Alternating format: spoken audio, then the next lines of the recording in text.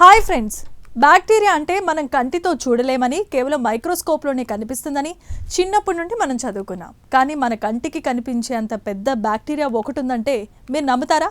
దీని పేరే థియోమార్గరిటా మ్యాగ్నిఫికా. ఇది సాధారణమైన బ్యాక్టీరియా కంటే సుమారు 5000 రెట్లు పెద్దది. అక్షరాలా చెప్పుకోవాలంటే ఒక రెప్ప వెంట్రుక పరిణామంలో ఉండే ఈ జీవిని చూసి శాస్త్రవేత్తలే షాక్ అవుతున్నారు.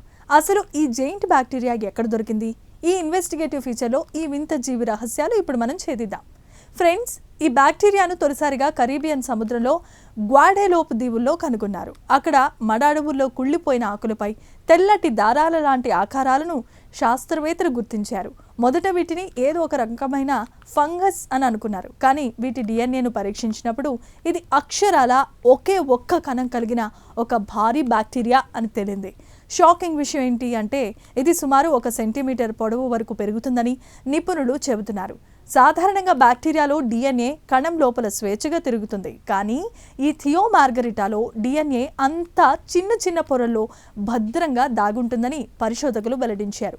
మరో షాకింగ్ మ్యాటర్ ఏంటంటే ఇది సంక్లిష్టమైన జీవుల లక్షణాలను కలిగి ఉండటం వల్ల బ్యాక్టీరియా పరిణామం క్రమంపై మనకున్న అవగాహననే ఇది సవాల్ చేస్తోందని నిపుణులు అంటున్నారు.